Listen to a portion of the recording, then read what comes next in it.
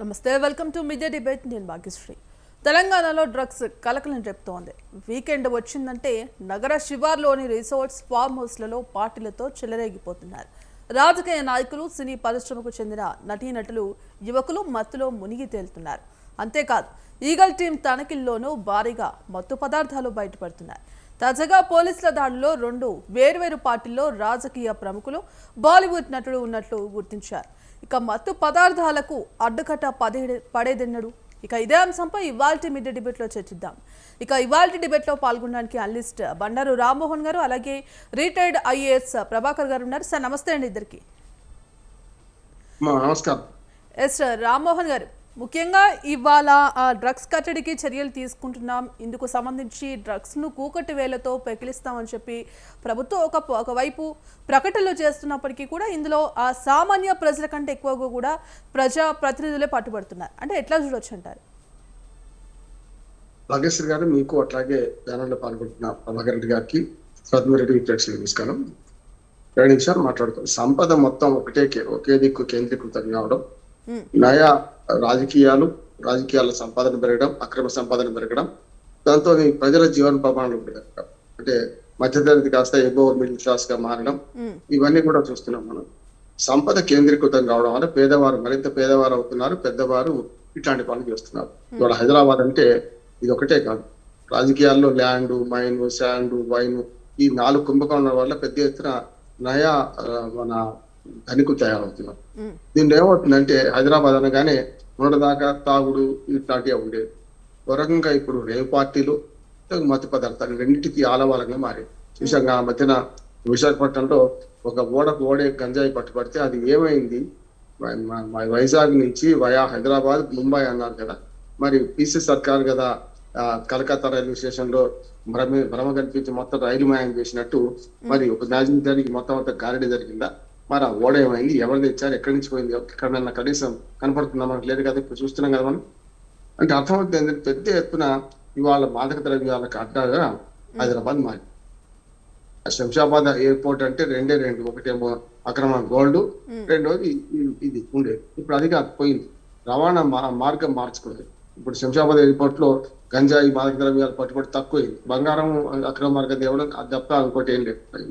కానీ ఇప్పుడు ఏంటంటే, ఇతర మార్గాల ద్వారా మనం చూసాం కదా, మొయినాబాద్ ఫామ్ హౌస్ లో చూసిన పరిస్థితి ఏంటంటే, ఢిల్లీ నుంచి తాను వచ్చి మిగతా బెంగళూరుకి వెళ్ళి మనకు ఈ మాదక ద్రవ్యాలు తీసుకురావడం, మాజీ ఎమ్మెల్యేతో సహా పట్టుబడ్డం చేశారు. నిన్న కాక మొన్నే రాత్రి తారామతి, గోల్కొండ రిసార్ట్ దగ్గర ఉన్న తారామతిలో మరి పట్టుకుంటే 7 40 మంది దాకా వాళ్ళు పరీక్షిస్తే 6 పాజిటివ్ వచ్చింది. దానిలో మహిళ కూడా ఉందంటున్నారు, చూస్తున్నాం మనం. అప్పుడప్పుడు ఈ సెలబ్రిటీస్ లో 1-2 పేర్లు వారి రిపీట్ అవుతున్నాయి. గతంలో బెంగళూరులో పట్టుబడ్డ జూన్ రాష్ట్ర హైమా ఇక్కడ కూడా పట్టుబడ్డది అంటున్నారు, చూస్తున్నాం మనం. అంటే ఎట్లా అసలు వయసు తేడా లేకుండా పోతుంది. యూత్ కావచ్చు, ముసలి వాళ్ళ దాకా కూడా దీనిలో చిక్కుకుంటున్నారు. ఒక రకంగా మాదక ద్రవ్యాల మాయాజాలను పడితే 2 రకాలు, డబ్బు పోతుంది, ఒళ్ళు గుల్ల అవుతుంది, 2 అవుతున్నాయి కదా. మరి ఎందుకు ఇట్లా చేస్తున్నారంటే, ఎంజాయ్ చేయడానికి మార్గం అనుకుంటున్నారు. నిజంగా చెప్పాలంటే, మాదక ద్రవ్యాలు పూర్తిగా శరీరాన్ని కృషింపజేస్తాయి. ప్రతి త్వరలో ముసలి వాళ్ళగా మారిపోతారు. ఇవాళ చూస్తున్నాం. ఈ దుష్ఫలితాలు తెలిసి కూడా మరింత చేస్తున్నారంటే దీనికి కారణం ఏంటంటే, మొదలు అలవాటు పడటం, తర్వాత అలవాటు పడ్డ ప్రాణాలు మళ్ళీ ఒక పెడ్లర్స్ గా మారడం చూస్తున్నాం మనం. అంటే ఒకసారి మాదక ద్రవ్యాలకు అలవాటు పడ్డాక బయటకు రావడం కష్టం. అందుకని ప్రభుత్వం కేవలం వీటిని పట్టుకోవడం, వీటిని అట్లా చేయడం కాకుండా సంస్కరణ దిశ కూడా ప్రయత్నం చేయాలి. అంటే ఎవరైతే ఈ అలవాటుకు బానిసలు అవుతున్నారో వాళ్ళందరికీ డి అడిక్షన్ సెంటర్స్ పెట్టి దాని ద్వారా సాధ్యమంత వరకు అలవాటుని మాన్పించే ప్రయత్నం చేయాలి. అందరూ నమ్మదీసిన అందరూ పెడ్డర్స్, అందరూ స్మగ్లర్స్ ఏం కాదు, ఇందులో బాధితులు ఎక్కువ మంది ఉంటారు. అందుకని చట్టం కూడా స్పష్టంగా చెప్తుందమ్మా, యాజ్ అడ్వకేట్ చెప్తున్నాను, చట్టం కూడా ఇటువంటి బాధితులకు స్వాంతన చేకూర్చాలి, బాధితులకు ఆ అలవాటు నుంచి మాన్పించాలి అని చెప్పి కేసుల్లో కూడా బాధితులను ఏ రకంగా కేసు పెట్టమంటుంది, పెడ్లర్స్ కానీ సప్లైదారులు కానీ కఠినంగా శిక్షించమని కోరుతుంది. కనుక మొత్తం మొయినాబాద్ అంటే 2 ఒకటేమో ఫామ్ హౌస్లకు క్షేత్రం అవుతుంది. ఫామ్ హౌస్లతో పాటు మొయినాబాద్లో లేవు, కానీ ఎక్కువ ఫామ్ హౌస్లు మొయినాబాద్ ఆ ప్రాంతంలో ఉన్నాయి. అటు పోతే రాయద్ నగర్ కానీ, ఇటు షామీర్పేట కానీ, అటు పోతే శివార్లలో మొత్తం చూస్తున్నాం కదా, శివార్లలో జరుగుతున్నాయి. విచిత్రం ఏంటంటే, మన తారామతి కేసులో అయితే ఎక్కడి నుంచో బొంబాయి వాళ్ళు ఇక్కడ పార్టీ జరుపుకుంటున్నారు. అది చూస్తున్నాం మనం. అంటే వాళ్ళకి సేఫెస్ట్ ప్లేస్ అనుకుందా, మరి లేకుంటే ప్రభుత్వం పరోక్షంగా మద్దతు ఇస్తుందా అంటే ప్రభుత్వం చేసే చర్య చేస్తుంది కదా ఈగిల్ టీమ్స్ ద్వారా. అసలు ఈగిల్ టీమ్ నిర్మాణానికి ముందు ఇంత తొందరగా ఇంతమంది పట్టుకునే సందర్భాలు తక్కువ మనకు. మరి ఈగిల్ టీం ద్వారా పట్టుకొని ఇవాళ మరి నిన్న జరిగిన దాడులు చూస్తుంటే సమర్థవంతంగా పనిచేస్తుంది అనిపిస్తుంది. కానీ తర్వాత ఏమవుతుంది, వాట్ నెక్స్ట్? ఈ కేసులు కోర్టుకు పోయిన తర్వాత ఏమవుతుంది అంటే అతిగతి లేకుండా పోతుంది. ఫోరం ఫర్ గుడ్ గవర్నెన్స్ మన పద్మనాభ రెడ్డి గారు మేమంతా ప్రయత్నం చేస్తే కోర్టులో కేసు వేస్తే చాలా మందిని సెలబ్రిటీస్ పిలిచారు, మాట్లాడారు, బయటకు పంపించారు. మళ్ళీ ఆ తర్వాత కేసు ఏమైంది, ఆ తర్వాత ఎవరైనా అరెస్ట్ చేశారా, అరెస్ట్ చేస్తే వాళ్ళకి శిక్షలు పడ్డాయా, ఇంతవరకు ఏమీ లేదు. కనుక ప్రభుత్వం ఈ ఆర్భాటం చేసి పట్టుకొని వాళ్ళ మీద కేసులు పెట్టే వరకు ఇచ్చిపెడుతుంది. కానీ ఆ తర్వాత కేసుల్లో శిక్షలు పడ్డ సందర్భాలు తక్కువ ఉన్నాయి. ఇలా మహిళలు, పిల్లలు ఏమి తేడా లేదు.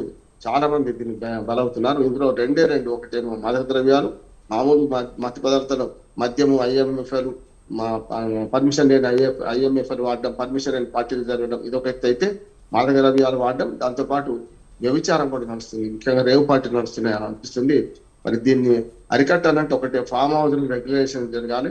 ఫామ్ హౌస్ లో ఏం జరుగుతుందో మినిట్ టు మినిట్ బయట తెలిసినట్టు ఉండాలి. గేట్ల వరకు ఖచ్చితంగా బయట అందరికి అందుబాటులో ఉండేలాగా సీసీ కెమెరాలు ఏర్పాటు చేయాలి. లోపల సీసీ కెమెరాలు ఉండాలి. అవి అవసరమైనప్పుడు తప్పనిసరి సీసీ ఫుటేజ్, ప్రతి ఈవెంట్ జరుగుతున్నప్పుడు సీసీ ఫుటేజ్ కంపల్సరీ ఉండాలని పెట్టాలి, లేకపోతే కష్టం. కనుక అక్రమంగా ఈ మద్యం, అట్లాగే అక్రమ మాదక ద్రవ్యాలు, అక్రమంగా ఈ రేవ్ పార్టీలు ఇటువంటి జరిగేదాన్ని ఖచ్చితంగా అరికట్టాలని. ఎప్పుడు సమాజం చెడిపోతుంది. ఇప్పుడు ధనిక వర్గం పిల్లలే గతంలో ఇట్లా ఉండేవాళ్ళు, ఇప్పుడు పేదలు కూడా కొంచెం మోస్తరు వాళ్ళు నష్టపోతున్నారు. అందుకని ఇప్పుడు సామాజికంగా చైతన్యం చేసే సినిమాలు కూడా వస్తున్నాయి. అంత హింస, మోసము ఇట్లాంటి సినిమాలు వస్తున్నాయి. గతంలో సుడిగుండాలు అనే సినిమా అద్భుతమైన సినిమా, మన నాగేశ్వరరావు గారు హీరోగా చేసిన సినిమా ఉంటుంది. యువత చెడిపోతుంటే ఎట్లా చెడిపోతున్నది అని మరో ప్రపంచం అనే సినిమా వచ్చింది. అటువంటి ప్రబోధాత్మక సినిమాలు వస్తే కొంత సినిమాల వల్ల మంచి జరుగుతుంది తర్వాత, కానీ చెడు జరిగేది ఎక్కువ ఉంటుంది. కనుక ఇప్పుడు సినిమాలు కూడా అదే పడదనలు పడుతున్నాయి. అటువంటి ప్రబోధాత్మక సినిమాలు వస్తే కొంచెం సమాజం గురించి ఆలోచించే సినిమా తీసేంత ఓపిక, కోరిక ఎవరికి లేదు. మరి ఫిల్మ్ డెవలప్మెంట్ కార్పొరేషన్ లాంటిది గతంలో మనకు ఆంధ్రప్రదేశ్ ప్రభుత్వంలో ఉండేది, అది ఎటుపోయిందో తెలియదు. అటువంటి వాటికి ఇటువంటి ప్రబోధాత్మక సినిమాలకు వాళ్ళు మంచి సబ్సిడీ ఇచ్చేవాళ్ళు, లేకపోతే ఇతరత్ర సహాయం చేసేవాళ్ళు. అన్ని పోయినాయి. ఇప్పుడు మాదక ద్రవ్యాల అడ్డగా హైదరాబాద్ మారుతుంది. దీనికి ప్రభుత్వం ఎంత బాధ్యతో, మనకు అట్లాగే పాలకులు ఎంత బాధ్యతనో ప్రజలది, ముఖ్యంగా తల్లిదండ్రులు అంతే బాధ్యత అని నేను అనుకుంటున్నాను. రైట్. ఎస్ ప్రభాకర్ గారు, మరి ఇవాళ తెలంగాణ రాష్ట్రంలో డ్రగ్స్ అనేవి విపరీతంగా పట్టుబడుతున్నాయి. ముఖ్యంగా సామాన్య ప్రజల కంటే ఎక్కువగా కూడా ఇవాళ ప్రజా ప్రతినిధులు ఇందులో పట్టుబడుతున్న పరిస్థితి కనిపిస్తోంది. మరి ఎక్కువగా డ్రగ్స్ సేవిస్తే గనక జీవితాల నాశనం అవుతున్నాయని చెప్పి కనిపిస్తున్నది నిజం. మరి అది కూడా ఆ తీవ్రతను మనిషి కూడా ఇవాళ అనేక మంది ఈ డ్రగ్స్లో పట్టుబడుతున్నారు. మరి ఎక్కడ లోపం ఉందంటారు? ముఖ్యంగా ఇందులో యువత కూడా ఎక్కువగా ఈ డ్రగ్స్ సేవిస్తూ తమ జీవితాలను కూడా పూర్తిగా నాశనం చేసుకుంటున్న పరిస్థితి కనిపిస్తోంది. ముఖ్యంగా ఇవాళ చిన్నపిల్లల దగ్గర నుంచి కూడా ఇప్పుడున్న పరిస్థితుల్లో కూడా పాఠశాల వరకు కూడా ఈ డ్రగ్స్ అనేవి వెళ్తూ ఉన్నాయి. మరి ఎక్కడ నిర్లక్ష్యం కనిపిస్తోంది? ఇందుకు సంబంధించి అటు తల్లిదండ్రులు కావచ్చు, ఇటు పోలీస్ శాఖ కావచ్చు, ఏ విధంగా చర్యలు తీసుకోవాల్సి ఉందంటారు? ఇది యాక్చువల్గా మత్తు పదార్థం అన్నప్పుడు మత్తు పదార్థాలకి అలవాటు పడేది మహా సులభం అన్నమాట. అవి దొరకకుండా ఉన్నంత వరకు పర్వాలేదు, కానీ అవి దొరికిన తర్వాత ఒక్కసారి ఎవరైనా దాన్ని ఉపయోగించారంటే తర్వాత దానికి బాధితులు అవ్వడం అనేది సర్వసాధారణంగా జరుగుతూ ఉంటుంది. ఒక కారణం ఏంటంటే, ఇప్పుడు పిల్లల్లో ఈ డబ్బు, అంటే ఆర్థికంగా బాగా పైన ఉన్న వాళ్ళ పిల్లల దగ్గర డబ్బు ఎక్కువ తిరుగుతూ ఉంటే ఆ డబ్బు పెట్టి కొనగలిగే శక్తి వస్తుంది అనమాట. ఈ మత్తు పదార్థాలన్నిటి రెండు రకాలు ఉంటాయి. ఒకటేమో కెమికల్స్ తో తయారు చేసినటివి, రెండేమో మన మామూలుగా సాధారణంగా ఈ పొలాల్లో పండించి దాన్ని తీసుకొచ్చి దాన్ని కన్వర్ట్ చేసి అమ్మేయడం ఒకటి ఉంటుంది అనమాట. ఈ గంజాయి అంటారు దాన్ని. ఆ గంజాయి అన్నా లేకపోతే ఎల్సిడి అనేది ఒకటి కెమికల్ గా తయారు చేసినటివి అన్నా ఉంటాయన్నమాట. ఈ గంజాయి సాధారణంగా మనకు ట్రెడిషనల్ గా ఎక్కడ చూసినా దొరుకుతుంది. అది ఎక్కడైనా వాడారు అంటే సులభంగా చుట్టుపక్కల వాళ్ళకి తెలుస్తుంది. దాని వాసన వల్ల ఏదో వాడుతున్నారు అనే దాని వల్ల దానికి కొంచెం హెసిటేట్ చేస్తారు.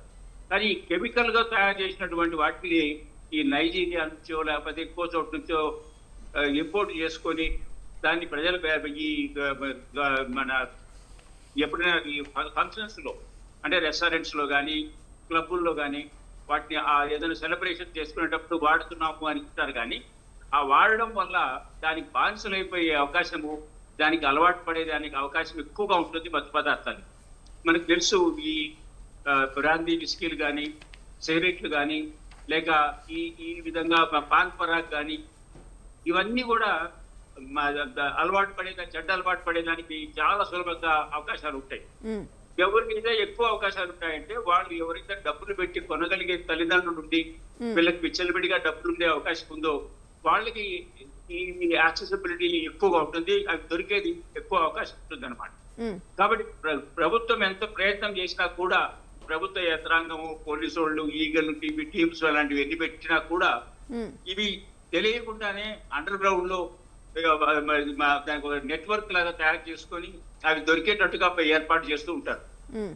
పర్టికులర్ గా ఈ కొన్ని ఈ అల్ట్రా మోడర్న్ క్లబ్స్ లో లేకపోతే ఫామ్ హౌస్ లో కనిపిస్తున్నాయి అంటే కారణం ఏంటంటే ఇవి హై ఎండ్ సొసైటీ వాళ్ళకి మాత్రమే ఉన్నటువంటి అవకాశాలు అన్నమాట.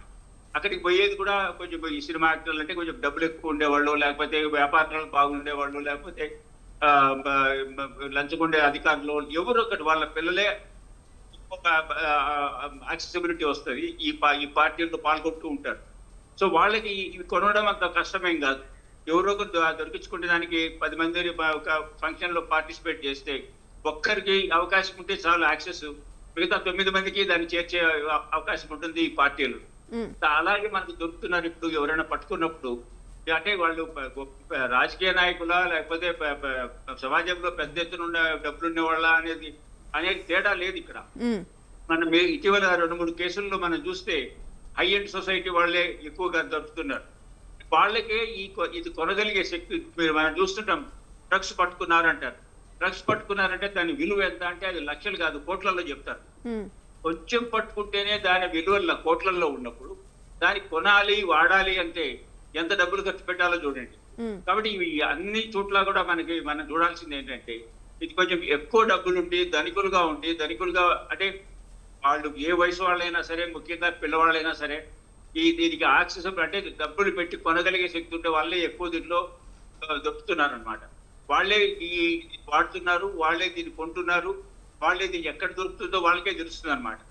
కాబట్టి ఇది ఎక్కువగా ఉదాహరణకి పంజాబ్ లో ఇది చాలా హై లెవెల్కి వెళ్ళిపోయింది. కానీ పంజాబ్ లో ప్రభుత్వం గట్టి చర్యలు తీసుకున్నందువల్ల కొంచెం తగ్గిందని చెప్తున్నారు ఇటీవల కాలంలో. బహుశా మన దగ్గర కూడా ఈ హైదరాబాద్ లో మనకి మీరు రూరల్ ఏరియాలో కనపడవు చూడండి, ఇలాంటి ఇన్సిడెంట్స్ హైదరాబాద్ లోనే ఎక్కువ కనపడుతున్నాయి. సో హైదరాబాద్ లో పోలీసు వాళ్ళు కానీ ప్రభుత్వ యంత్రాంగం కానీ ఎక్కువ చర్యలు తీసుకుంటే దీన్ని తగ్గించేదానికో లేకపోతే పూర్తిగా నిర్మూలించేదానికో అవకాశం ఉంటుంది. జీరో చేయలేము, కానీ దీన్ని దొరకకుండా చేయడం అనేది ముఖ్యం అన్నమాట. ఎక్కడి నుంచి వస్తున్నాయి, ఎవరు నార్మల్ గా దీన్ని సప్లై చేస్తున్నారు, ఎవరెవరికి దీనికి అవకాశం ఉంది అనేది దాన్ని ట్రేస్ చేసుకుంటూ స్లోగా స్టడీగా ప్రభుత్వ యంత్రాంగం, పోలీస్ యంత్రాంగం చేస్తే అంత కష్టమేం కాదు దీన్ని అరికెట్టేది. రైట్, ఇక డిబేట్ లో జాయిన్ అవ్వడానికి రాజకీయ విశ్లేషకులు కృష్ణాంజలి గారు ఉన్నారు. కృష్ణాంజలి గారు నమస్తే అండి. నమస్తే అండి, ప్యానల్ మెంబర్స్ కూడా నమస్కారం. సార్, ఇవాళ ఆ డ్రగ్స్ అనేవి విపరీతంగా పట్టుబడుతున్నారు. ముఖ్యంగా వీకెండ్స్లో చూసుకున్నట్టయితే ఆ యువత ఎక్కువగా ఈ డ్రగ్స్ తీసుకున్నట్టుగా అనిపిస్తోంది. ముఖ్యంగా ఈగల్ టీం ఎక్కడ తనిఖీలు చేసినప్పటికీ కూడా అక్కడ ఎక్కువ మత్తు పదార్థాలు అనేవి పట్టుబడుతున్నాయి. ఇందులో సామాన్య ప్రజల కంటే ఎక్కువగా కూడా ప్రజాప్రతినిధులు కావచ్చు, సినీ నటులు కావచ్చు, వీరే ఎక్కువగా కనిపిస్తున్నారు. అంటే లోపం అనేది ఎక్కడ కనిపిస్తోంది? పోలీసులు కనుక సరైన ఆ పద్ధతిలో తనిఖీలు చేస్తే ఈ డ్రగ్స్ అనేవి నివారించవచ్చు. ఒక పక్క ప్రభుత్వాలు ఇందుకు సంబంధించి అరికడుతున్నాం, చర్యలు తీసుకుంటున్నాం అని చెప్తున్నప్పటికీ కూడా ముఖ్యంగా ఈ మధ్య కాలంలో చూసుకుంటే కనుక డ్రగ్స్ పట్టుబడుతున్న కేసులే ఎక్కువగా కనిపిస్తున్నాయి. అంటే ఏ విధంగా చూడొచ్చు అంటారు? ఇప్పుడు వరకు మరి ముఖ్యులైనటువంటి రామ్మోహన్ రావు గారు, అదేవిధంగా ప్రభాకర్ రెడ్డి గారు దీని నేపథ్యం, వ్యవహారాలు ఇవన్నీ చెప్పారు. అయితే నా వైపు నుంచి నేను చెప్పదలుచుకున్నది ఏమిటి అని అంటే, ఇప్పుడు ఆల్రెడీ డ్రగ్స్ సంబంధించినటువంటి వ్యవహారంలో ఒక డ్రగ్స్ సిటీగా హైదరాబాదు మారిపోతున్నటువంటి పరిస్థితి ఆందోళనకరం. ఎట్లా మారుతుంది కారణం ఏమిటి అని అంటే అక్కడ గ్రోత్ కూడా అలానే ఉంది, డెవలప్మెంట్ ఉంది. అదే విధంగా అక్కడ ఐటీకి సంబంధించినటువంటి పరిశ్రమ వృద్ధి చెందుతున్నటువంటి పరిస్థితి ఉంది. అదే విధంగా లూజ్ మనీ కూడా ఎక్కువ అక్కడ సర్క్యులేట్ అవుతున్నటువంటి పరిస్థితి ఉంది. ఈ నేపథ్యంలోని ఈ డ్రగ్స్ కు సంబంధించినటువంటి వినియోగము, సరఫరా, వీటికి సంబంధించినటువంటి వ్యవహారాలు కొనసాగుతాయి. అంటే ఇందాక ప్రభాకర్ రెడ్డి గారు ప్రస్తావన చేశారు, ఇవన్నీ కూడా డబ్బులు ఉన్నటువంటి వాళ్ళు ఫామ్ హౌసుల్లో ఇవన్నీ చేస్తున్నారు కాబట్టి వాళ్ళను పట్టుకోవడము, తర్వాత దాని మీద కఠినమైన చర్యలు తీసుకోలేనటువంటి పరిస్థితి, రాజకీయంగా వాళ్ళకి సపోర్ట్ కూడా లభిస్తున్నటువంటి పరిస్థితి. ఆ నేపథ్యంలోనే వదిలిపెడుతున్నారు, లేకపోతే వాళ్ళ మీద సీరియస్ యాక్షన్స్ ఉండటం లేదు అనేటువంటి చాలా కీలకమైనటువంటి అంశం ఏంటంటే, ఆయన ప్రభాకర్ రెడ్డి గారు చెప్పిన దానికి కొనసాగింపుగా నేను చెప్పదలుచుకున్నటువంటి అంశం ఏంటంటే, ప్రభుత్వాలకి ఈ విషయంలో చిత్తశుద్ధి లేదు అనేటువంటిది నా యొక్క ఆరోపణ. ఇది ఏ ప్రభుత్వం అయినా కానివ్వండి. ఎందుకు మాట చెప్పాను అని అంటే,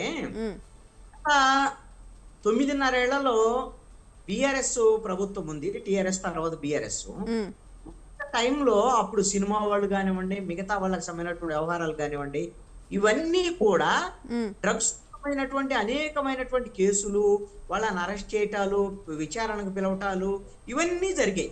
మీడియాలో కూడా విస్తృతమైనటువంటి కథనాలు, ప్రచారాలు ఇవన్నీ కూడా జరిగాయి. తీరా ఏం జరిగింది? సరైనటువంటి ఆధారాలని చూపించలేనటువంటి పరిస్థితుల్లో, దర్యాప్తు సంస్థలో విఫలమైనటువంటి పరిస్థితుల్లో ఆ కేసులన్నింటినీ కూడా కోర్టులు కొట్టివేయటం జరిగింది. అంటే ఇక్కడ వైఫల్యం ఎక్కడుంది? పోలీస్ శాఖ దర్యాప్తు సంస్థల దగ్గర ఉంది. ఆ దర్యాప్తు సంస్థలు ఆ విధంగా వీగిపోయేటువంటి విధంగా, లేకపోతే ఆధారాలు సేకరించలేనటువంటి పరిస్థితులు, లేకపోతే వాళ్ళకి పరోక్షంగా రాజకీయాలకు సంబంధించినటువంటి నాయకుల యొక్క సపోర్టు, ఇవన్నీ ఉండబట్టి దర్యాప్తు అంత జరిగినా సరే ఉపయోగం లేకుండా పోయింది. అంత ప్రచారం తప్ప ప్రయోజనం లేకుండా పోయింది. ఇప్పుడు ఈ ప్రభుత్వం వచ్చింది, కాంగ్రెస్ ప్రభుత్వం వచ్చింది. కాంగ్రెస్ ప్రభుత్వం వచ్చిన తర్వాత కూడా దీన్ని వీళ్ళు ఇప్పుడు కూడా మేమేదో ఈగల్ టీం పెట్టాం, అది పెట్టాం, ఇది పెట్టాం, ఇప్పుడు కూడా చేస్తున్నారు. ఈ కేసులు ఎంత మేరకు నిలబడతాయి ఏంటి అనేటువంటిది చూడాలి. ఇది దర్యాప్తు సంబంధించినటువంటి సంస్థలకు సంబంధించినటువంటి వ్యవహారం. అయితే అసలు ఈ డ్రగ్స్ అన్ని ఎక్కడి నుంచి వస్తున్నాయి? ఇది ఇతర దేశాల నుంచి డ్రగ్స్ సంబంధించినటువంటి సరఫరా చేసే వాళ్ళు, అక్కడ ఈ స్మగ్లర్స్, ఇవన్నిటి కూడా ఇది ఒక అంతర్జాతీయ రాకెట్. ఈ అంతర్జాతీయ రాకెట్ కి ఇప్పుడు కేవలము ఒక బేస్ అనేటువంటిది హైదరాబాద్ నగరం ఒకటి. అలాగా చాలా నగరాలు ఉన్నాయి. ఈ విధమైనటువంటి ఆ నగరాన్ని పూర్తి స్థాయిలో అక్కడ రక్షించుకోవాలి అని అంటే దీని మూలాల వైపు నుంచి కూడా, అంటే ఈ విధమైనటువంటి స్మగ్లర్స్ సిటీలోకి ఎంటర్ కాకుండా నిరోధించడం ఒకటి, వాళ్ళ స్మగ్లర్స్ కి ఇక్కడ సహకరించేటువంటి వాళ్ళు ఎవరు, దానికి సంబంధించినటువంటి వ్యవహారాలు ఏంటి. అదే విధంగా ఈ రోజున మీరు హైదరాబాద్లో కింద చూస్తే, నేను హైదరాబాద్ గురించి మనం డిస్కస్ చేస్తున్నాం కాబట్టి హైదరాబాద్ గురించి మాట్లాడుతున్నా. మీరు చిన్న చిన్న కాలేజీలు, అదే విధంగా స్కూళ్ళలో కూడా డ్రగ్స్ సరఫరా చేస్తున్నటువంటి పరిస్థితులు ఉన్నాయి. నేను ఒకరోజు వెంగళరావు నగర్ పార్క్ అండి, ఆ పార్క్ పక్కన వెళుతుంటే ఏదో పని మీద, అది చాలా హైలీ ట్రాఫిక్ ఉండేటువంటి ఏరియా కదా, ఆ పార్క్ వెనక వాళ్ళ 4 యువకులు, చాలా నాకు తెలిసి అయితే 20 ఏళ్ల లోపే వాళ్ళకు ఉన్నాయి, వాళ్ళు ఈ విధమైనటువంటి ఇంజెక్షన్స్ ఇవన్నీ కూడా పొడుచుకుంటూ కనపడ్డటువంటి పని. అంటే ఈ డ్రగ్స్ కు సంబంధించినటువంటి ఏ స్థాయికి వెళ్ళింది, ఎలాగా ఈ విధమైనటువంటి జరుగుతోంది, ఎంత ప్రమాదకరంగా మారింది అనే దానికి ఒక నిదర్శనంగా ఈ మాట చెప్తున్నాను. మరి ఈ విధంగా స్మగ్లర్స్, అదే విధంగా వాళ్ళకి సహకరించేటువంటి వాళ్ళు, వీళ్ళందరినీ కాపాడుతున్నటువంటి వాళ్ళు ఎవరు? కారణం ఏంటి? నేనేమంటానంటే, పోలీసుల పాత్ర లేకుండా, పోలీసుల సహకారం లేకుండా, అది ఎవరు పోలీసులు అంటే మొత్తం పోలీస్ శాఖని నేను అనటంలా. ఇప్పుడు ఈగల్ టీం కూడా మొన్న ఒక ఫామ్ హౌస్ లో దాడి చేసి పోలీసులే పట్టుకున్నారు, ఇవన్నీ చేశారు, నేను కాదనటంలా. కానీ పోలీసు సహకారం లేకుండా ఈ డ్రగ్స్ కు సంబంధించినటువంటి టీమ్స్ కానీ, పెట్లర్స్ కానీ, వాళ్ళు ఏవైనా సరే చేయటానికి అవకాశాలు ఉంటాయా? ఇది నేను ఉండవని నేను అంటున్నాను. ఎవరో కొంతమంది బ్లాక్ షీప్స్ పోలీస్ శాఖలో కూడా ఉండి ఉంటారు, ఉండి ఉండొచ్చు. ఖచ్చితంగా అలాంటి వాళ్ళ మీద కూడా వాళ్ళని నిఘా పెట్టి వాళ్ళ మీద కూడా చర్యలు తీసుకోవాలి. అదే విధంగా అంతటితో ఇది సరిపోదు. పోలీస్ బలం వరకే, పోలీసులు సహకారం ఉండటం వల్ల ఇవన్నీ చేస్తున్నారు అని కూడా అనలేము. రాజకీయ నాయకులు, అదే విధంగా అధికారంలో ఉండేటువంటి వాళ్ళు ఈ అధికారాన్ని ఉపయోగించుకొని వాళ్ళు వాళ్ళ ఫండ్ రైజింగ్ కో లేకపోతే ఇంకోటి అది ఏ రాజకీయ పార్టీ అని నేను అనను, ఒక రాజకీయ పార్టీ కాదు, అన్ని రాజకీయ పార్టీల్లో ఎలాంటి తప్పులు చేసేవాళ్ళు ఉండొచ్చు. అలాంటి వాళ్ళ సహకారం లేకుండా ఇది జరగటానికి అవకాశం లేనే లేదు. అలాంటి రాజకీయ నాయకులు ఎవరు సహకరిస్తున్నారు, ఎవరు ఈ విధంగా తప్పులు జరిగితే నేను ఒకటి అడుగుతాను, ఒక రాజకీయ పార్టీని నేను పిన్ పాయింట్ గా అడుగుతున్నాను లేకపోతే వాళ్ళని పాయింట్ అవుట్ చేస్తున్నాను అనుకోవద్దు దయచేసి. నేను ఒక ఉదాహరణ కోసం కొన్ని పాయింట్స్ చెప్తున్నాను. మొన్న ఫామ్ హౌస్ లో జరిగినటువంటి నేపథ్యంలో 2 రాజకీయ పార్టీలకు సంబంధించినటువంటి వాళ్ళు దొరికారు. ఒకళ్ళు బీఆర్ఎస్, ఒకళ్ళు టీడీపీకి సంబంధించినటువంటి వాళ్ళు. ఇద్దరు కూడా 2 పార్టీలు ఆ నిందితులు ఎవరైతే ఆ విధమైనటువంటి దాంట్లో నేరారోపణలు ఎదుర్కొంటున్నారో వాళ్ళకి సపోర్ట్ చేస్తున్నారు. ఎందుకు ఈ మాట చెప్తున్నాను నేను, సపోర్ట్ చేస్తున్నారంటే అర్థం ఏంటి? వాళ్ళ మీద చర్యలే లేవు, ఇది తప్పు, ఇలా చేయకూడదు అని. ఇప్పుడు బీఆర్ఎస్ నేరారోపణలు వచ్చినటువంటి బీఆర్ఎస్ నాయకుడిని సస్పెండ్ చేయటం కానీ వాళ్ళ మీద చర్యలు కానీ ఉన్నాయా? టీడీపీకి సంబంధించినటువంటి విషయంలో కానీ సస్పెండ్ చేయటం కానీ వాళ్ళ ఎంపీని కానీ ఏమైనా ఉన్నాయా? వాళ్ళ ఎంపీ చెప్తాడు నేనేమి చేయలేదు, తప్పు చేయలేదు, నేను మంచోడిని అని చెప్తాడు. మేము ఎంపీకి మద్దతు ఇస్తున్నాము, ఎంపీ మా మంచోడు, మా ఎంపీ అని ఫ్లెక్సీలు ఏర్పాటు చేస్తారు ఏలూరు పార్లమెంటు పరిధిలో. అంటే డ్రగ్స్ తీసుకొని నేరారోపణలు ఎదుర్కొంటే ఎఫ్ఐఆర్ అయిన తర్వాత నేరారోపణలు నిరూపితం అయితే కావని కోర్టులో తేలాలి. మేము సపోర్ట్ చేస్తున్నాం, మా ఎంపీ మంచోడు అని ఈ విధంగా ఇక్కడ అధికారంలో ఉండేటువంటి తెలుగుదేశం పార్టీ, అక్కడ ప్రతిపక్షంలో ఉండేటువంటి బీఆర్ఎస్ లేదంటే కాంగ్రెస్ లో ఉండేవాళ్ళు లేదా మంచోళ్ళు సుతపూసలు అని నేను చెప్పను. ఇక్కడ ఉండేటువంటి వైసీపీ వాళ్ళు సుతపూసలు అనేది కాదు. ఇక్కడ దొరికినటువంటి వాళ్ళు దొంగలు అంతే. ఇప్పుడు దొరికింది వాళ్ళ మీద నేరారోపణలు ఉన్నాయి. వాళ్ళ విషయంలో ఆ రాజకీయ పార్టీలు ఎలా వ్యవహరిస్తున్నాయి? దీన్ని బట్టి ఆయా రాజకీయ పార్టీలు ఏమైనా పర్వాలేదు, ఏం తప్పులు చేసినా పర్వాలేదు, మన నాయకుడిని మనం కాపాడుకోవాలి, మనం ఎదుటోళ్ళ మీద దాడి చేయాలి, మనోడు తప్పు అన్నవాడిని ఒప్పుకోకూడదు. ఎవరైనా సరే ఇప్పుడు మీడియాలో కూడా మాట్లాడితే మీరు మీడియా మీద కూడా ఈ విధంగా దాడులు చేయాలి మా వాళ్ళని అంటారా అని.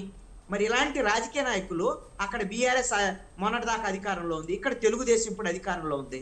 వీళ్ళంత సిగ్గుమాలిన చర్య లేకపోతే ఇంకొకటి ఏమనాలి దీన్ని? ఇది తప్పు కదా. ఆ విధంగా తప్పులు చేసినటువంటి వాళ్ళని వెనకేసుకొచ్చేటువంటి వాళ్ళని మనం ఏ విధంగా మీరు సమర్థిస్తున్నారు అనే దానికి వాళ్ళని ఏం చెప్పాలి?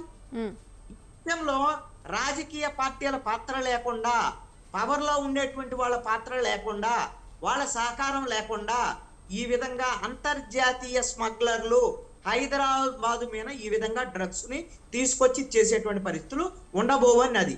రెండో అంశం ఏంటి అని అంటే, కొన్ని రకాల డ్రగ్స్ మాదక ద్రవ్యాలని ఇప్పుడు హైదరాబాద్ శివార్లలో ఇతర వీటి పేర్లతో అక్కడ తయారు చేసేటువంటి పరిస్థితులు కూడా ఉన్నాయి. కొన్ని డెన్స్ కూడా దొరికినటువంటి పరిస్థితులు ఉన్నాయి. అదిగో దొరకగానే మీడియా హడావుడి చేస్తుంది, ప్రభుత్వాలు హడావుడి చేస్తాయి, పోలీసులు హడావుడి చేస్తారు, అన్ని బాగానే ఉంటాయి. ఆ తర్వాత ఆ కేసులు ఏమైతే తెలియదు, ఆ కేసులు ఆ దర్యాప్తు ఎలా ఉందో తెలియదు, వాళ్ళ మీద చర్యలు ఉన్నాయో లేవో తెలియదు, ఏముండదు.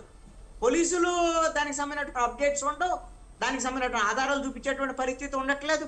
ఇప్పుడు వరకు అయితే ఈ హైదరాబాద్ సంబంధించినటువంటి డ్రగ్స్ కేసుల్లో అక్కడ తయారీకి సంబంధించినటువంటి ఇతర దేశాల నుంచి సరఫరా అయ్యేటువంటి కేసులు అయినా సరే సీరియస్ గా శిక్షలు పడ్డటువంటి కేసులు లేనే లేవు. ఇది ఒక దర్యాప్తు సంస్థలు పాలకుల యొక్క డొల్లతనాన్ని బయట పెడుతున్నటువంటి అంశము. కాబట్టి ఇలాగా మనము ఈ విధంగా మొత్తము అంతా కూడా డ్రగ్స్ ఇవన్నీ హైదరాబాద్ కి వచ్చేసేటువంటి విషయంలో మనం పైన ఈగల్ టీం దాడి చేస్తుంది, అది చేస్తుంది, ఇది చేస్తుంది అని ఇలాగ హడావుడి చేసి ఈ విధంగా చేసేటువంటి పరిస్థితిలో ఇది కేవలం ప్రచారాలకు పరిమితం అయింది తప్ప ఇది నిరంతర పనికొచ్చేటువంటి అంశం కాదు. పబ్బులు ఉన్నాయి, పబ్బులకు సంబంధించినటువంటి వాటిల్లో ఈ డ్రగ్స్ కు సంబంధించినటువంటి సరఫరా జరుగుతుంది అనేటువంటి దాని మీద నిరంతరం ఆరోపణలు వస్తాయి. ఈ పబ్బులు ఎవరు నడుపుతున్నారు, దీని వెనకాల ఎవరున్నారు? ప్రతి పబ్బుకి ఏదో ఒక దానికి వాళ్ళకి రాజకీయాలకు సంబంధించినటువంటి వాళ్ళ యొక్క సపోర్టు, వాళ్ళ సహకారము, వాళ్ళ భరోసా ఉన్నటువంటి వాళ్ళే వ్యాపారాల్లో ఉన్నారు. ఇప్పుడు వ్యాపారాలు చేసేటువంటి వాళ్ళు రాజకీయాల్లో ఉన్నారు, రాజకీయాల్లో ఉన్న వాళ్ళు వ్యాపారాలు చేస్తున్నారు. ఇద్దరు కలిసి ఈ రోజున ఒకటగా మారిపోయినటువంటి పరిస్థితిలో వీళ్ళే ఈ రోజున ఈ విధమైనటువంటి అసాంఘిక కార్యకలాపాలకు కూడా వీళ్ళ సపోర్టే ఉంటుంది అని ఈ విషయంలో రాజకీయ నాయకుల పాత్ర ఖచ్చితంగా తప్పు పట్టాల్సినటువంటి అంశం. అలాగని రాజకీయాలన్నీ చెడ్డయని, రాజకీయ నాయకులు అందరూ చెడ్డవాళ్ళని అని అంటే కూడా తప్పు. ఈ చెడ్డవాళ్ళు ఎవరు ఏంటి అనేటువంటి దాని మీద పిన్ పాయింట్ గా విమర్శ చేయాల్సిందే ఖచ్చితంగా. బీఆర్ఎస్ ఫలానా కేసులు మొన్న కేసు విషయంలో ఒక్క నిమిషం కృష్ణాంజలి గారు ఒక్క నిమిషం మళ్ళీ అవకాశం ఇస్తాను. ఒక్క నిమిషం. తెలుగుదేశం పార్టీ ఎందుకు సపోర్ట్ చేస్తుంది దొరికినటువంటి నిందితులకి? ఇది మన ప్రశ్న. రైట్. ఎస్ రామ్మోహన్ గారు, చెప్పండి. మరి డ్రగ్స్ తీసుకుంటే జీవితాలే నాశనం అయిపోతున్నాయి అనేది కనిపిస్తున్న నిజం. మరి ఆ తీవ్రతను మనిషి కూడా అది ఒక మన డైలీ లైఫ్లో రెగ్యులర్ హ్యాబిట్గా మార్చుకునే స్థితికి జారిపోవడమే కారణం అంటారా? ఆ పరిస్థితి రానున్న రోజుల్లో వస్తుందని అనుకోవచ్చా? ఖచ్చితంగా. ఇప్పుడు వెనకట మనకు రాజుల కథలో చెప్పేవాళ్ళు. నేను మొదట్లో చెప్పాను, గంజాయి టు బాంబే బాయ్ హైదరాబాద్ ఎట్లా జరుగుతుంది, ఓడ ఎట్లా మాయమైపోయింది, గంజాయి దొరికితే ఏమైంది చూసి అని చెప్పాం కదా. నయారికి జరగడం, దాంతో పాటు వెనకట మనం చందమామ కథలు చూసేవాళ్ళం. ఒక రాజకుమారుని ఉత్తరాందికి పోవద్దురా అంటే అదే ఉత్తరాందికి వెళ్తాడు, ఉత్తరం వైపుకి వెళ్తాడు. అట్లానే అలాంటిది వద్దు అంటే చేయబుద్దాం. చాలా మంది చూడండి, మాదక ద్రవ్యాల కన్నా ముందు మత్తు పదార్థాలు ముఖ్యంగా బ్రాండీ, విస్కీ, సారా ఇట్లా ఎప్పుడు అలవాటు అవుతాయి. స్నేహితుల మధ్యన ఒకసారి చూద్దాం తీయని మొదలు పెడతారు, సిగరెట్ కానీ ఇట్లాంటివన్నీ. మొదలైన తర్వాత వాళ్ళే దానికి అడిక్ట్ అయిపోతారు. మాదక ద్రవ్యాలు అంతకంటే 100 రెట్లు ప్రమాదం. నేను చూస్తున్నా, మత్తు పదార్థాలు సప్లై చేసి ఎన్నికల్లో మేము పెద్ద సర్వే చేసినాం ఆంధ్రప్రదేశ్ రాష్ట్రం మొత్తం అంతా, ఉమ్మడి ఆంధ్రప్రదేశ్లో. అప్పుడు చూస్తే మీరు మొట్టమొదటి మద్యం ఎప్పుడు తీసుకున్నారు అని అంటే ఎన్నికలప్పుడు రాజకీయ పార్టీలు ఫ్రీగా ఇచ్చినప్పుడు తీసుకున్నామని చాలా మంది చెప్పారు. 12 ఏళ్ల పిల్లలు 13 ఏళ్ల పిల్లలు కూడా దానికి అలవాటు పడిపోయి చూసినాం. ఆ తర్వాత కొనుక్కొని తాగాలి, 15 రోజులు 10 రోజులు వాళ్ళు ఫ్రీగా ఇస్తారు, తర్వాత కొనుక్కొని తాగాలి. ఇప్పుడు అంతవరకు రాలే కానీ మాదక ద్రవ్యాలు కూడా అట్లాగే వచ్చింది. ఇంతకుముందు కృష్ణాంజలి గారు చెప్పినట్టు దొరికితే దొంగ, దొరకకపోతే దొర, అంతేగా. ఇప్పుడు హైదరాబాద్ చుట్టుపక్కల ఫామ్ హౌస్లే కాదు, వైజాగ్ కానీ, విశాఖపట్నం, గుంటూరు కానీ, తిరుపతి కానీ ఎక్కడెక్కడ దొరుకుతున్నాయి. కానీ అది పూర్తిగా ఇంత పెద్ద ఎత్తున పట్టుబడింది. ఇంకోటి ఏంటంటే, ఎక్కడ ఎవరికి తెలియకుండా ఉండాలంటే జనారణ్యంలో ఉండేవాడు సాయమవుతాడు. గతంలో అరణ్యంలో ఉండేవాడు కంగారుతో చేసేసాం.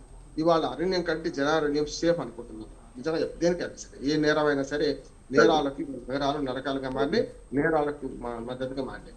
యువతను ఆలోచించుకోకుండా చేయాలంటే, యువత తిరగబడకుండా చేయాలంటే మొట్టమొదటి మత్తు పదార్థాలు ఇప్పటికీ అలవాటు అయినాయి. నయా రిచ్, కొత్తగా రిచ్ వర్గం అంతా అందులో చేరిపోయింది. అది పోగా ఇప్పుడు గ్రామాలకు కూడా చేరింది. ఇవాళ మామూలుగా పాల పాకెట్ ఎట్లా వేస్తున్నారు, ఏది మామూలుగా డైలీ పేపర్ ఎట్లా వస్తుందో అట్లా ఇవాళ చాలా మందికి 20, 50 రూపాయలు, 100 రూపాయల లోపు మాదక ద్రవ్యాలు చిన్న చిన్న ప్యాకెట్లు సప్లై అవుతున్నాయి అంటున్నారు. మరి దీనికి ఏం చేయాలి?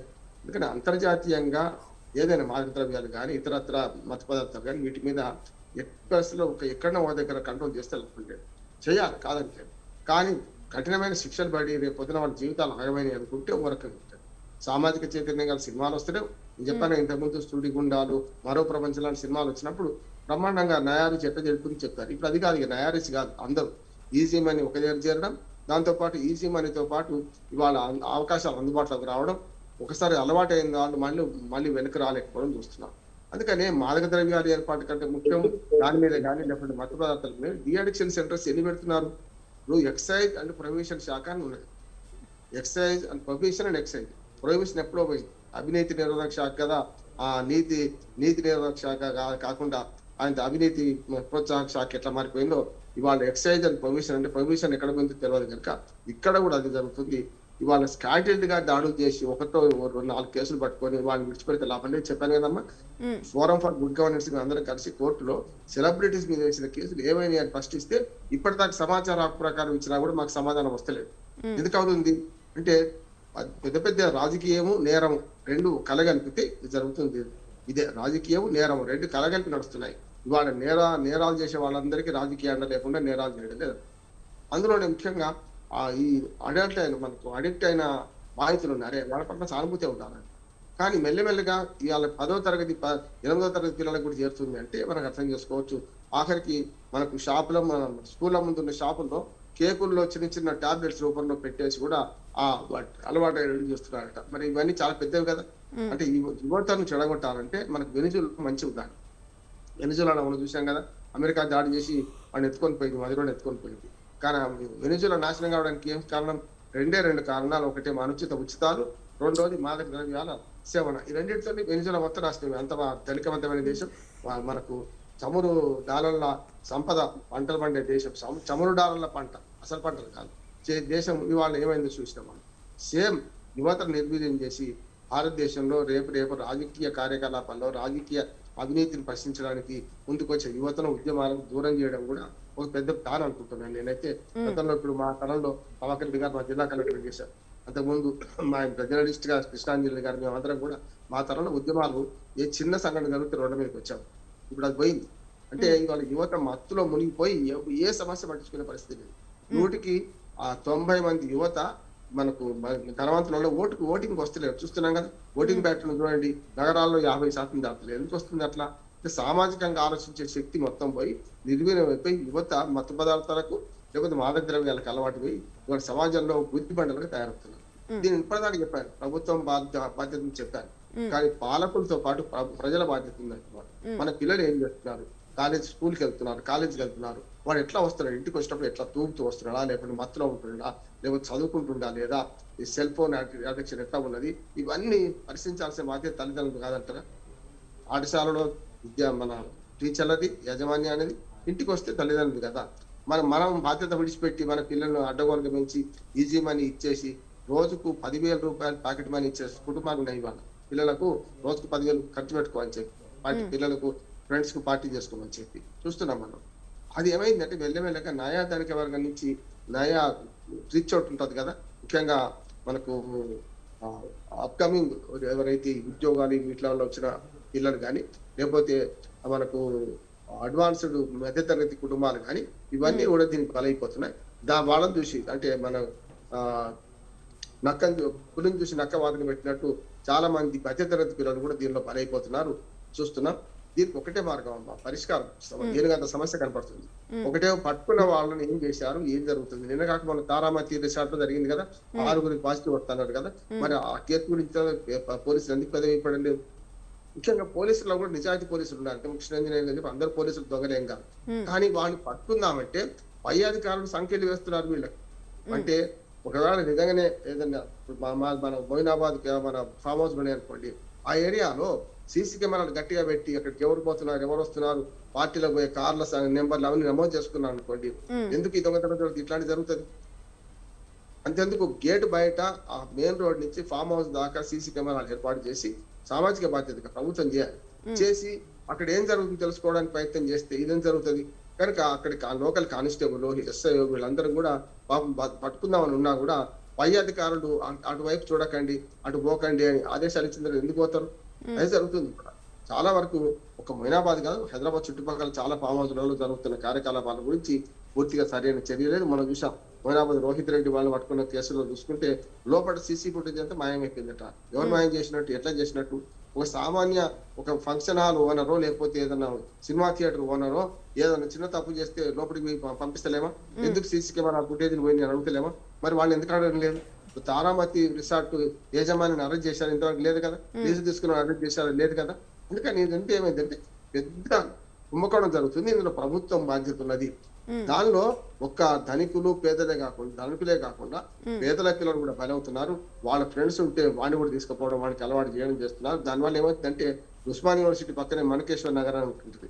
అక్కడ పేద పిల్లలు కూడా పెడ్లర్స్ గా మారింది. నైజీరియా, వెనిజులా చాలా మంది ఎట్లు ఉంది కదా అక్కడ ఇండియన్ ఫారిన్ లాంగ్వేజ్ కేంద్రం ఉంది కదా. ఆ చుట్టుపక్కల చూస్తుంటే చాలా మంది నైజీరియన్స్ కనపడతారు. వాళ్ళు మరి నిజంగా విదేశాల నుంచి వచ్చిన లీగల్ గా వచ్చిందా, ఇల్లీగల్ గా వచ్చిందా, వాళ్ళు ఏం వ్యాపారం చేస్తున్నారు, ఎట్లా బతుకుతున్నారు అనేది చూసే పరిస్థితి లేదు కదా. అందుకనే ప్రతిదీ కూడా కూలంకషంగా పరిశీలించి ఇవాళ రేపు అడ్వాన్స్ టెక్నాలజీ వచ్చినాక పట్టుకోవడం ఈజీ భాగ్యశ్రీ గారు. ఎంత అంటే టెక్నాలజీ అంటే ఏంటంటే మన ఇంట్లో వంటింట్లో కూడా జరగబడ్డది మనం కదా. అటువంటి అప్పుడు ఇళ్లలో మనం సీసీ కెమెరాలు ఎట్లా ఏర్పాటు చేసుకుంటున్నామో అట్లా ఈ ఫామ్ హౌస్లు లేకుంటే ఇట్లాంటి క్లబ్బులు వీటి దగ్గర ప్రభుత్వం సీసీ కెమెరాలు ఏర్పాటు చేయడం, సామాజిక బాధ్యతగా సిఎస్ఆర్ కింద కానీ ఏర్పాటు చేయించడం, దాని ద్వారా నిఘా నేత్రం గట్టిగా ఉంటే ఇప్పుడు కూడా మనిషికి భయం ఎట్లుంటదమ్మా. ఇప్పుడు మనకి ఎట్లా అంటే ఏదైనా జరిగితే పట్టుబడతామంటే భయం ఉంటే తప్పనిసరి భయపడతాం కదా. అందుకనే సీసీ కెమెరాల ద్వారా పట్టుబడతాం, రేపు పొద్దున జీవితాలు ఆగమైపోతాయి అనే భయం ఉంటే తప్పనిసరిగా జరుగుతుంది. కోర్టులు కూడా ఇటువంటి విషయంలో కఠినంగా వ్యవహరించాలి.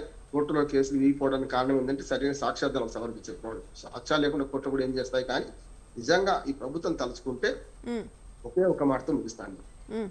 ఎలుకల నిర్మూలనకు కేవలం ఒక రైతు కనుక తన పొలంలో ఎలుకల నిర్మూలనకు పొలం వారికి చర్య తీసుకుంటే ఎట్లా ఆగవు, పక్క పొలం నుంచి ఎలుకలు ఎట్లా వస్తాయో, ఇవాళ ఇది అంతర్జాతీయ సమస్య. మన దేశంలోకి ఇవి రావడానికి కారణం ఏంటి, ఎక్కడి నుంచి వస్తున్నాయి, చైన్ ప్రాసెస్ అంటారు. ప్రాసెస్ కనుక అంతర్జాతీయ సమస్య, అంతర్జాతీయ ఉగ్రవాదం కానీ మాదక ద్రవ్యాలు కానీ ఇది అంతర్జాతీయ సమస్య కనుక అన్ని దేశాలు సహకరించుకోవాలి, దేశంలో రాష్ట్రాలు కూడా సహకరించుకోవాలి. దానికి ప్రభుత్వాలు ఎప్పటికప్పుడు స్వేచ్ఛ ఇవ్వాలి. ఈ గడ్డీమును అభినందిస్తున్నాం. ఇంత గొడవలో కూడా పట్టుకున్నాక ఏమవుతుందో మాత్రం గమనించకపోతే కష్టం అని నేను అనుకుంటున్నాను. ఇది సమాజాన్ని నిర్వీర్యం చేసే మాదక ద్రవ్యాలను అరికట్టాల్సిన బాధ్యత సమాజాన్ని, ప్రభుత్వాన్ని, పాలకుంది, తల్లిదండ్రులకి, సమాజాన్ని కూడా అంటారు.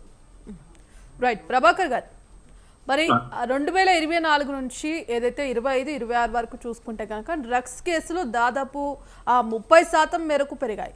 మరి ఈ నేపథ్యంలో ఇప్పటి వరకు ఆ పోలీసులే కనుక పోలీస్ యాంత్రాంగం సరైన విధానంలో కఠిన చర్యలు తీసుకుంటే కనుక కేసులు తగ్గాలి, కానీ ఎందుకు పెరుగుతున్నాయి అంటారు?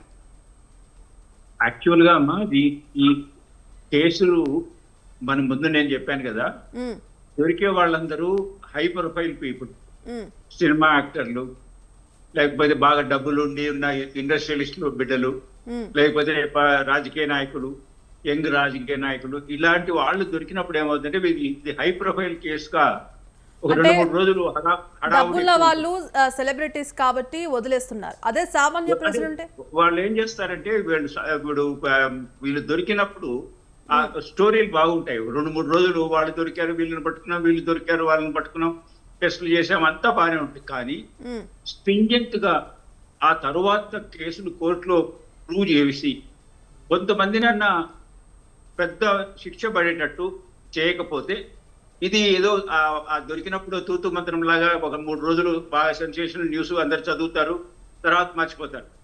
ఇప్పుడు ఉదాహరణకి సింగపూర్ లాంటి కంట్రీస్ లో డ్రగ్స్ కింద దొరికితే వాళ్ళకి మరణశిక్ష వేస్తున్నారు.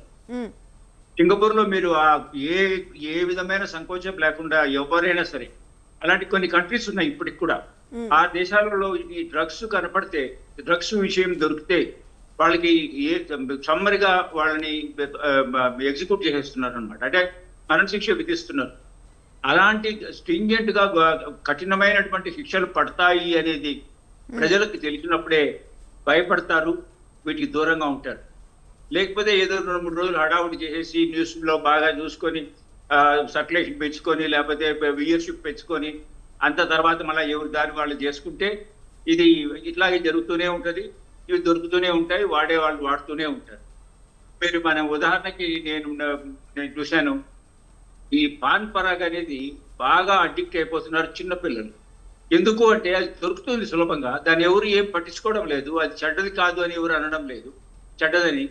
దాంట్లో పొగాకుతో పాటు వేరే ఏదో కలుపుతారు, అది నమ్ముతూ ఉంటే వాళ్ళకు అదొక రకమైనటువంటి తెలివి ఉంటుంది పిల్లోళ్ళకి.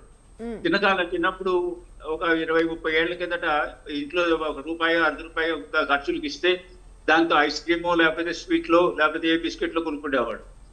స్ట్రైట్ అవే ₹2 తీసుకుపోయి పాన్ పరాగ్ ప్యాకెట్ కొనుక్కొని నమ్ముతూ ఉంటారు. దానివల్ల ఎంత నష్టపోతున్నారో పిల్లలకి మనకు తెలియడం లేదు. మన మౌత్ లో క్యాన్సర్ కానీ, టంగ్ క్యాన్సర్లు కానీ వస్తున్నాయి, పుండ్లు పడుతున్నాయి. కాబట్టి దొరకకుండా చేయడం ఒకటి, దొరికినప్పుడు దాన్ని స్ట్రిక్ట్ గా వాళ్ళ పైన ఎన్ఫోర్స్మెంట్ ఏజెన్సీస్ కానీ, ప్రభుత్వం కానీ, కోర్టులు కానీ ఏ విధమైన హెసిటేషన్ లేకుండా శిక్ష పడేటట్టుగా చేస్తే అది ఓవర్ పీరియడ్ ఆఫ్ టైం తగ్గేదానికి అవకాశం ఉంది. నేను ఎక్కడో నేను చదువుతున్నాను, ఒక 20-30 ఏళ్ల కిందట ఒక జనాభాలో 50% మంది సిగరెట్లు తాగేవాళ్ళట. ఇప్పుడు ఏమైంది, 10% పడిపోయింది సిగరెట్లు తాగడం కొన్ని దేశాలలో.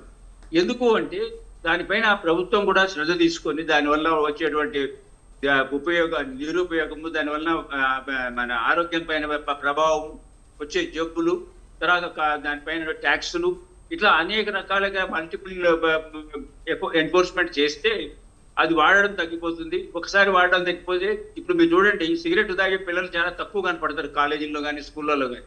ఒక 20-30 ఏళ్ళ కిందటప్పుడు ప్రతి రెండో పిల్లోడు సిగరెట్ తాగేవాడు. సో దొరకకుండా చేయడం ఒకటి, అట్లా దొరికినప్పుడు దానివల్ల ప్రాపగాండా కూడా బాగా పబ్లిసిటీలో దీనివల్ల నష్టం ఎంత జరుగుతుంది. ఇప్పుడు ఈ డ్రగ్స్ వల్ల అడిక్ట్ అయిపోతారు. అడిక్ట్ అయిపోతే కుటుంబాలు నాశనం అయిపోతాయి, కుటుంబాల్లో వాళ్ళ ఉద్యోగాలు ఊడిపోతాయి, తర్వాత వాళ్ళ అందరిపైన ప్రభావం పడుతుంది అనేది బాగా ప్రాపగాండా చేసి దానికి ప్రజల్లో దీనిపైన ఏవగింపు కలిగేటట్టు చేసి, లేదు వాడిన వాళ్ళ పైన చర్యలు తీసుకోవడము. అయ్యో ఇది మనం చూసుకుంటే కన్నా మన పైన రేపు జైలు పోతాము, మనం వదలరు, 10 ఏళ్ళు 5 ఏళ్ళు జైల్లో ఉండాలనో అట్లాంటి విషయాలు అంత లెవెల్కి వెళ్ళిపోవాలి. అది నాకు తెలిసి పంజాబ్లో జరుగుతుంది ఇప్పుడు. ఆ లెవెల్లో ఆంధ్రాలో హైదరాబాద్లో కూడా జరిగితే బహుశా ఇది మనం కూడా సక్సీడ్ అవ్వచ్చు. ఎస్ ప్రభాకర్ గారు, మరి ముఖ్యంగా ఇవాళ చిన్నారుల దగ్గర నుంచి కూడా ప్రజా ప్రతినిధుల వరకు డ్రగ్స్ పెడ్లర్లుగా చాలా సందర్భాల్లో అనేక సిచ్యువేషన్స్లో పట్టుబడుతున్నప్పటికీ, వెలుగు చూస్తున్నప్పటికీ కూడా ఇటు ఆ ప్రభుత్వాలు దీన్ని గుర్తిస్తున్నాయా, ఇటు పోలీస్ యంత్రాంగం గుర్తించి సరైన విధానంలో చర్యలు తీసుకుంటున్నాయా? అంటే ఇది ఇప్పుడు 2 రకాలు అన్నమాట. డ్రగ్స్ తీసుకోవడం అనేది మంచిది కాదు అని చెప్తున్నామే కానీ అది క్రిమినల్ చర్య అని అనే లెవెల్ పోవడం లేదు. ఇంకా మనం ఏదైనా ఒక తప్పు చేసినప్పుడు ఇది ఏ సెక్షన్ కింద ఎంతో శిక్ష పడుతుంది, ఏ సెక్షన్ కింద ఏ చట్టం ప్రకారం ఇది తప్పు అనేది బాగా ప్రాపగేట్ కావడం లేదు. ఏదో నా సిగరెట్ నేను తాగాను, నా డ్రగ్స్ నేను తీసుకున్నాను, నేను సాయంత్రం ఇప్పుడు బాగానే ఉన్నాను కదా అనే లెవెల్కి వాడుతున్నారు తప్పితే ఇది చాలా నేరము, ఈ నేరాన్ని క్షమించడానికి నేరము, దీనిపైన కఠిన శిక్ష పడుతుంది అనే లెవెల్కి పోవాలి. నేను చెప్పాను కదా, సింగపూర్ లో డ్రగ్స్ అనే మాట వినపడుతుంది మీకు. ఒకవేళ పొరపాటుతో ఎవరైనా సింగపూర్ లో ఎంటర్ అయినారంటే, డ్రగ్ అనే వచ్చిందంటే వాళ్ళు సమ్మరిగా వాళ్ళని జైలుకు పంపించేస్తారు, ఏ మొహమాటం లేకుండా వాళ్ళ పైన చర్యలు తీసుకుంటారు. ఆ లెవెల్కు రావాలి. మన దగ్గర కూడా డ్రగ్స్ తీసుకోవడం అనేది నేరము అనేది ఇప్పటి వరకు లేదు. నాకు తెలిసి అదో ఏదో లేదు పట్టుకుంటే చూసుకుందాం అనే లెవెల్లో ఉన్నారు తప్పితే అది క్షమించడానికి నేరము అనే లెవెల్కి వెళ్ళిపోవాలి. అది బాగా ప్రాపగండా వల్లనో లేకపోతే ప్రభుత్వం యొక్క చర్యల వల్ల లేకపోతే కోర్టుల చర్యల వల్ల జరగాలి. ఆ లెవెల్ పోతామా అనేది చూద్దాం మనం. ఎస్ కృష్ణాంజనేయులు గారు, ముఖ్యంగా ఇవాళ ప్రభుత్వ హోదాలో ఉండి ప్రభుత్వ అధికారులే ఇవాళ డ్రగ్స్ సేవిస్తూ పట్టుబడుతున్నారు. అంటే ఇక్కడ వీళ్ళే సేవిస్తున్నప్పుడు యువత మేం చేస్తే తప్పేంటి అనే విధంగా కూడా ఇవాళ తయారవుతున్న పరిస్థితి కనిపిస్తోంది. మరి ఒక ప్రభుత్వం తన బాధ్యతగా ఇటు డ్రగ్స్ రహిత రాష్ట్రంగా ఇటు డ్రగ్స్ ఎక్కడా కూడా లేకుండా కట్టడి చేయాల్సిన ప్రభుత్వ అధికారులే ఎక్కువగా డ్రగ్స్ సేవిస్తూ ఉన్నారు. మరి సామాన్య ప్రజలకు వచ్చేసరికి కూడా ఏదైతే ఇక్కడ ప్రజాప్రతినిధులు ఇవాళ డ్రగ్స్ తీసుకొని పట్టుబడితే మళ్ళీ రేపటి రోజు ఆ కేసు ఏమైపోతుంది అనేది కనిపించట్లేదు. అదే సామాన్య ప్రజలకు ఎందుకు ఒక రూలు, ప్రజాప్రతినిధులకు ఎందుకు ఒక రూలు? ఎందుకంటే మార్పు ఎక్కడ రావాలి, అవగాహన అనేది ఎవరిలో రావాలంటారు? ఇప్పుడు ప్రజలకు అవగాహన కల్పించటము, ప్రజలను చైతన్యవంతులు చేయటము, డ్రగ్స్ రహిత సమాజంగా మార్చటం అనేటువంటిది ప్రభుత్వాల యొక్క బాధ్యత, పాలకుల యొక్క బాధ్యత. దీంట్లో సమాజం కూడా భాగస్వామ్యం కావాల్సిందే. ఇందాక ప్రభాకర్ రెడ్డి గారు ప్రస్తావన చేశారు. ఇప్పుడు సింగపూరు ప్రభుత్వానికి సంబంధించినటువంటి ప్రస్తావన, లేదు అంటే భారతదేశంలో ఉన్నటువంటి పంజాబ్ రాష్ట్రం ఒకప్పుడు డ్రగ్స్ దాని వినియోగము, దాని వల్ల యువత మొత్తం నిర్వీర్యం అవుతున్నటువంటి పరిస్థితుల్లో పంజాబ్ ప్రభుత్వం తీసుకున్నటువంటి చర్యలు ఎంతమంది సానుకూలమైనటువంటి ఫలితాలు వస్తున్నాయి అనేది. మరి ఇప్పుడు హైదరాబాదులో మరి ఈ విధమైన పరిస్థితి ఉన్నప్పుడు పంజాబ్ ప్రభుత్వం లాగా లేకపోతే సింగపూర్ ప్రభుత్వం లాగా మన ప్రభుత్వాలు ఎందుకు చేయవు, ఎందుకు చెయ్యలేవు అంటే చిత్తశుద్ధి లోపం ఉంది అని మనం అర్థం చేసుకోవాలి. ఖచ్చితంగా ఎక్కడో లోపం ఉంది అని. నేను దీన్ని లోపం అనే కన్నా కూడా ఒక అంశాన్ని ప్రస్తావన చేస్తాను. సినిమాలు అని అంటే సినిమా అంటే కల్పితం అని మనం అనుకోవచ్చు. మనం జరుగుతున్నటువంటి అంశాలనే సినిమాల్లో చూపిస్తారు కాబట్టి ఒక సినిమాకు సంబంధించినటువంటి ప్రస్తావన చేస్తారు. లూసిఫర్ అని ఒక సినిమా వచ్చింది మొన్న, ఎంపూర్ అని, దానికి పార్ట్ 2 కూడా వచ్చింది. ఈ సినిమాల యొక్క సారాంశం ఏంటి అంటే ప్రభుత్వాలు, అధికారంలో ఉన్న రాజకీయ పార్టీలు ఈ డ్రగ్స్ సంబంధించినటువంటి సరఫరాదారులు, తయారీదారులతో ఒప్పందాలు చేసుకొని ఆయా రాజకీయ పార్టీలకి, ఆయా ప్రభుత్వాలకు ఫండింగ్ చేసుకునేటువంటి విధంగా రాజకీయాల్లో గెలవటం అనేటువంటి లక్ష్యంగా వాళ్ళు పనిచేస్తున్నారు. దానివల్లే ఈ విధంగా డ్రగ్స్ వస్తున్నాయి అనేటువంటి విధంగా ఆ సినిమాల్లో చూపించినటువంటి ఆ సినిమా కథల సారాంశం అది. నిజంగా అదంతా ఆ సినిమాలో చూపించిందంతా కేవలము కల్పితమేనా, జరుగుతున్నదా అనేటువంటి దాని మీద జరుగుతున్నాయి అనేటువంటి అనుమానాలను బలపరిచేటువంటి విధంగా ఆ కథలు ఉన్నాయి. ఇప్పుడు ఈ ప్రభుత్వాల వైపు నుంచి పాత్ర లేకపోతే, అధికార పక్షాల వైపు నుంచి పాత్ర లేకపోతే ఎందుకు కఠినంగా వ్యవహరించరు? కఠినమైన చర్యలు ఎందుకు తీసుకోరు? ఖచ్చితంగా తీసుకుంటారు కదా. ఇప్పుడు మనం అందరం ఎవరు మాట్లాడినా ఏం చేసినా ఆ కేసులు వచ్చినప్పుడు హడావుడి చెయ్యటం తప్ప తర్వాత దానికి సంబంధించినటువంటి కొనసాగింపు ఏమిటి అనేటువంటి విషయాల్లో కేవలము ఆ నిర్లక్ష్యము, అదే విధంగా దానికి సంబంధించినటువంటి కేసులు నిర్వీర్యం కావడానికి పోలీసులు ఒక్కళ్లే కారణం కాదు. ఖచ్చితంగా పోలీసులకి అసలైన బాసులు ఎవరు? పొలిటికల్ బాస్, ప్రభుత్వం, పాలకులుగా ఉండేటువంటి వాళ్ళు. వాళ్ళ యొక్క నిర్లక్ష్యము, నిందితులకు వాళ్ళ సహకారము, అది ప్రత్యక్షంగానో పరోక్షంగానో తెలియదు. ఆ విధమైనటువంటి ఉండటం వల్ల ఈ విధంగా నిందితులకి, ఈ డ్రగ్ పెడ్లర్స్ కి, స్మగ్లర్స్ కి, వీళ్ళందరికీ అడ్డాగా మారిపోతున్నాయి ఈ రోజున తెలుగు రాష్ట్రాలు. మరి ఆ విధమైనటువంటి పరిస్థితుల్లో మరి మనం తప్పు పట్టాల్సింది ప్రభుత్వాలను తప్పు పట్టాలి.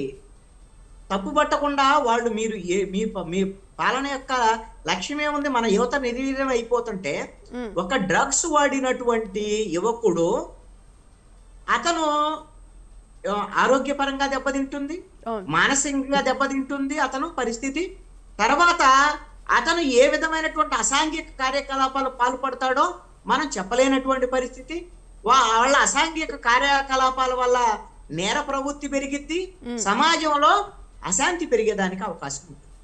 మన భారతదేశానికి ఈ రోజున ప్రపంచ దేశాల్లో మనకున్నటువంటి సంపద ఏమిటి? మన సంపద యువత. మనకున్నటువంటి ప్రధానమైన సంపద యువత. 25 ఏళ్ల నుంచి 35 ఏళ్ల మధ్య ఉండేటువంటి యువత అత్యధికంగా ఉన్నటువంటి దేశాల్లో భారతదేశం ఒకటిగా ఉంది ఈ రోజు. మరి అలాంటి మన దేశ సంపద, మన భవిష్యత్తుని నడిపించేటువంటి యువతని నిర్వీర్యం చేసేటువంటి ఈ డ్రగ్స్ విషయంలో ఎంత కఠినంగా వ్యవహరించాలి ప్రభుత్వాలు?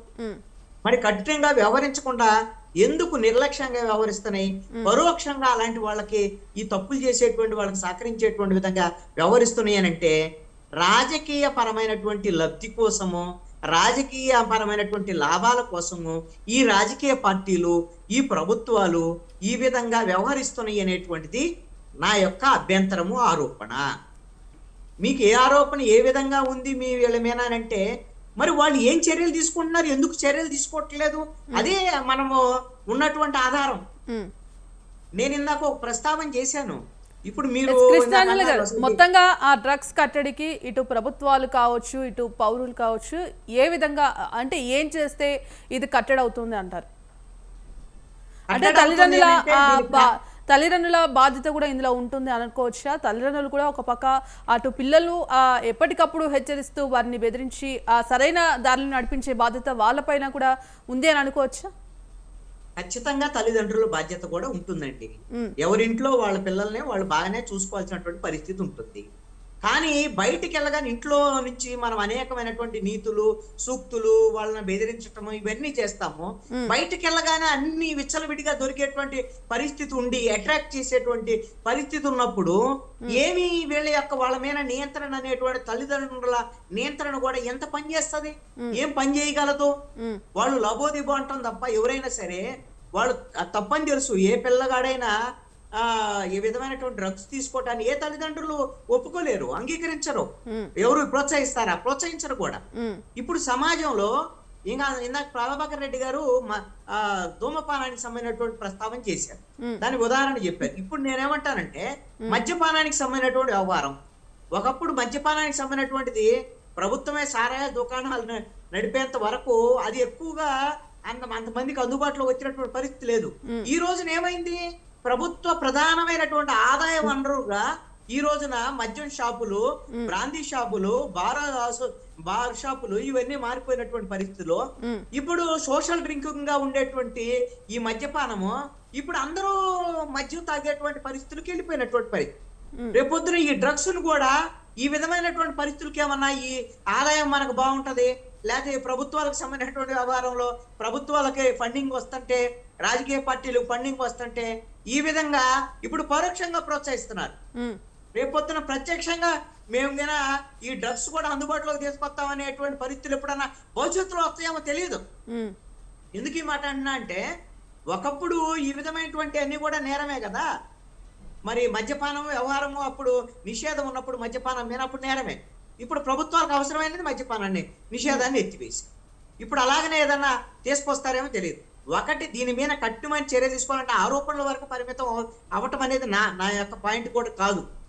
దీనికి ప్రధానమైనటువంటి బాధ్యత వహించాల్సింది మాత్రమే ప్రభుత్వమేనండి. ప్రభుత్వం బాధ్యత వహించి ప్రభుత్వం సీరియస్ గా ఉంటే పోలీసులు ఎవరి కోసం పనిచేయరు? పోలీసులకి నేరారోపణలు చేసి కేసులు పెడితే సరైనటువంటి సెక్షన్లు ఉపయోగిస్తే మన పార్లమెంట్ లోనూ మన అసెంబ్లీలోనూ సరైనటువంటి చట్టాలు చేసి ఉన్న చట్టాలను కట్టింగా ఇంప్లిమెంట్ చేసేటువంటి పరిస్థితి ఉంటే ఆ విధమైనటువంటి చట్టబద్ధంగా కోర్టులు ఎందుకు శిక్షలు వేయం? అంటే ఎక్కడ మూలం ఉంది?